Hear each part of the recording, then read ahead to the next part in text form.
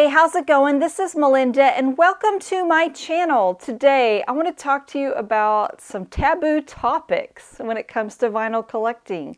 I'm going to talk to you about counterfeit records. I want to talk to you about YouTube. And I also want to talk to you about something that's going on in my life that is going to change my channel. It's going to change me, and I want you to know about it. So it's going to be a little bit of a taboo topic kind of video. Let's get started with the first taboo topic, and it's inspired from a conversation I've had recently from a record store owner as well as other vinyl collectors who have asked me about this. I'm talking about counterfeit records or overseas imports, unofficial pressings. Some people call them bootlegs, although yes, if they fit the definition of a bootleg.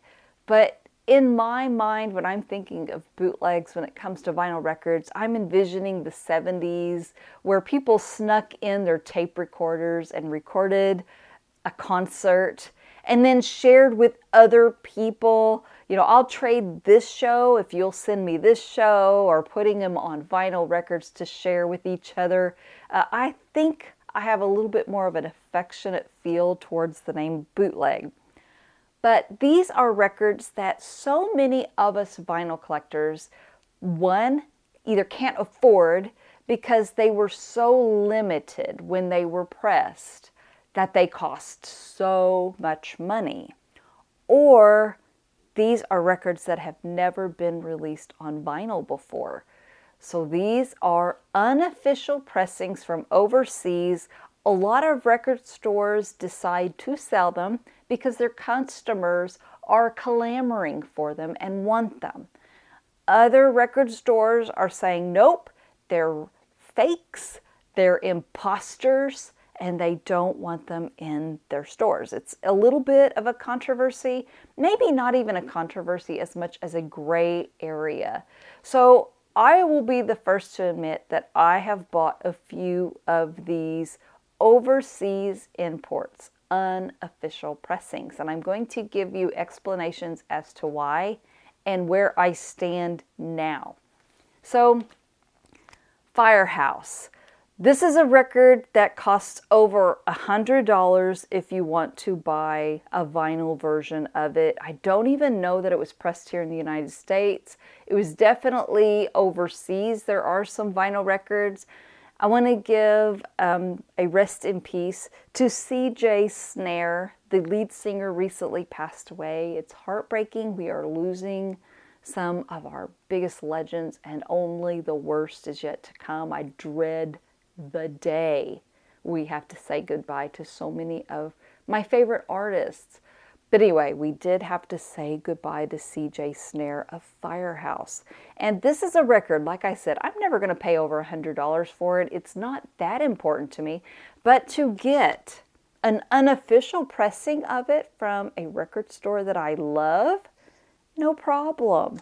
I did buy it. It's probably been a couple of years ago. They're very well done. They sound pretty good, and my guess is most of these unofficial pressings are CD to vinyl, you know, so they sound okay. They're not audiophile quality by any means, but man, they look pretty good, and if you don't know better, they look actually pretty real. I will show this record. This is Van Halen 3. This is, again, an unofficial pressing, an overseas import. Probably just CD to vinyl. It sounds pretty good. I'm not going to lie. I wasn't disappointed when I listened to it. I thought it was pretty good. And let's be honest, I don't think Van Halen is going to release Van Halen 3 anytime soon. Now, it would be a good record store day release. I'm not going to lie, I would love to see that. But this is not one of their better records. They really delayed putting out the Sammy Hagar era of Van Halen. I'm glad they finally did it, but I was wondering whether they were going to do that even. So I really don't know that they will ever put out Van Halen 3. If they do, I will definitely buy the official release. In the meantime, I have this because I love Van Halen. They're my favorite band. I wanted the complete discography on vinyl. And, you know, I don't know. Does this hurt Van Halen? Can an overseas import, yes, I'm paying the wrong people. People who did not produce this and make this art, they are profiting from it. But Van Halen isn't putting it out. So I'm not really taking money away from Van Halen when they're not putting it out there. Am I paying some of the wrong people? Yeah, I probably did.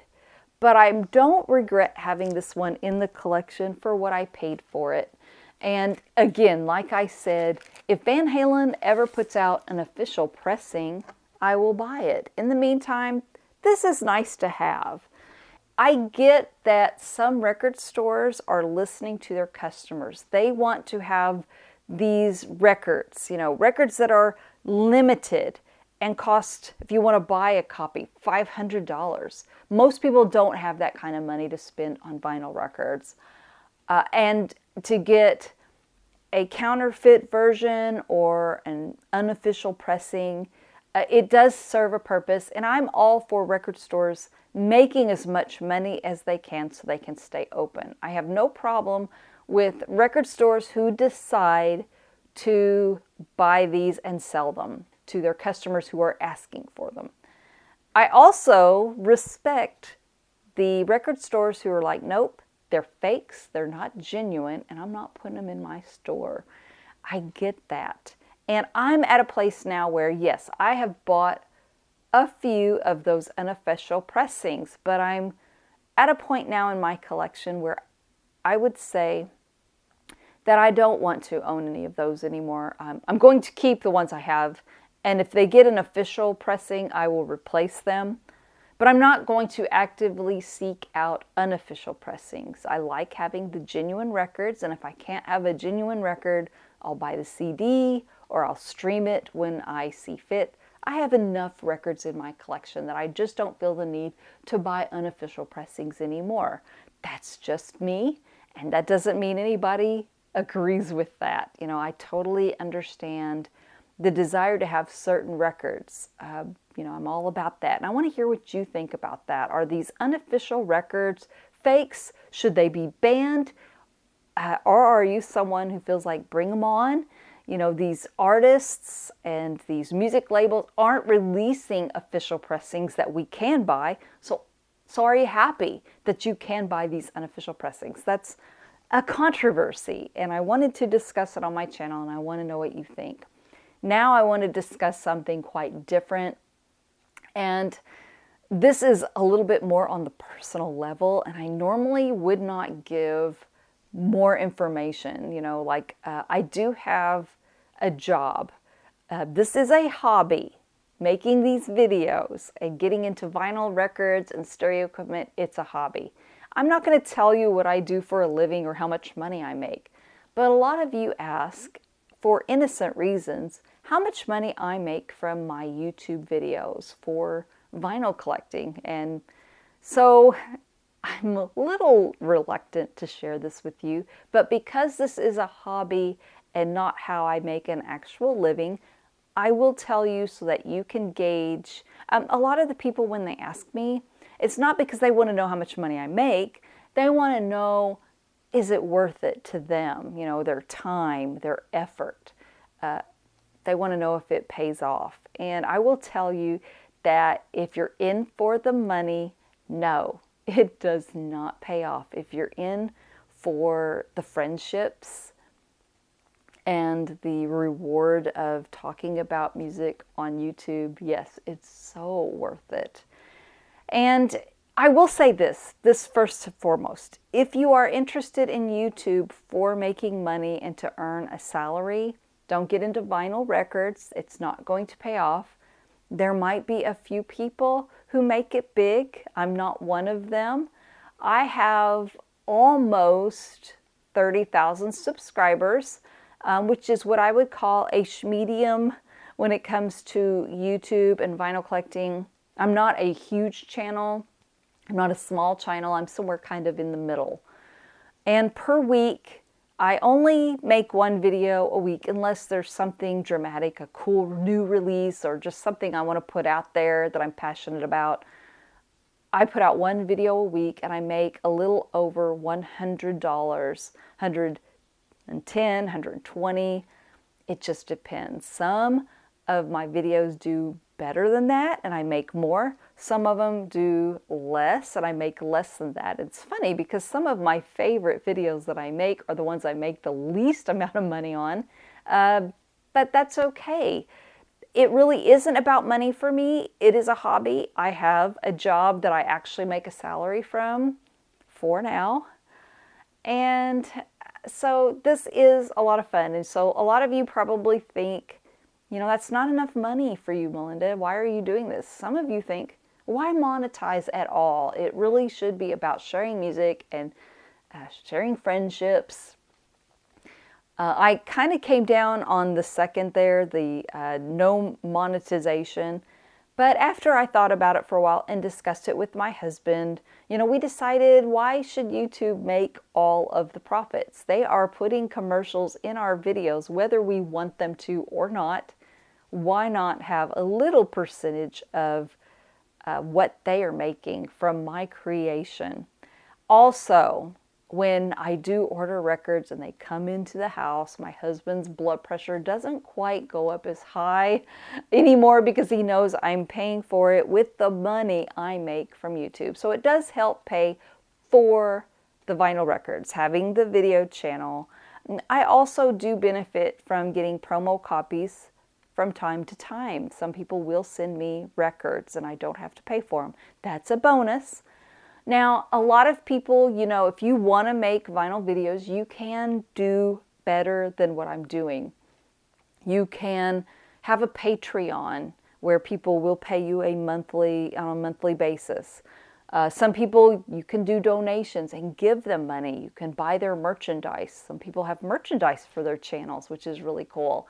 And you can also, if you want to make vinyl videos, you can share them on different social media platforms like TikTok and Instagram. I think Facebook, you could do shorts. That's another way to put your name out there and to show what you create. So I don't make a ton of money. I've never intended to make a ton of money, but someone has asked me how much exactly I made. That gives you an indication of what I make. Maybe you can get out there and make a lot more.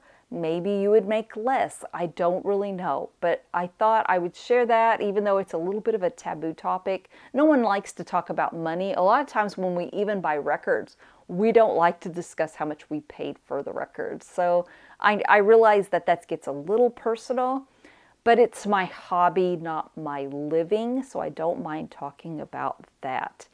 And with that being said, I am going to get very personal now and talk to you about my recent changes in my life. So this is really interesting and a big move for my family. Our daughter is going to be graduating from medical school in a couple of weeks. She will be Dr. Murphy. She's kept her last name. She is married and she's moving away to Florida. She's our only child and we have a very tight-knit relationship with her and her husband. And one of the reasons why she wanted to go to Florida, it wasn't the only option. There were other options. We love the city of Chicago. We would have loved other areas, but she matched with Florida. And it was one of those areas we told her, if you do match with Florida, we will try our best to also move with you. And even though we're not going to be in the same city, we're going to be close. And my husband and I are moving to Florida. So that's a really big deal. It's going to be a huge undertaking because we're not only are we helping our daughter and her husband move to Florida, we're going to be packing up and moving ourselves. In fact, this past weekend, we had the garage sale.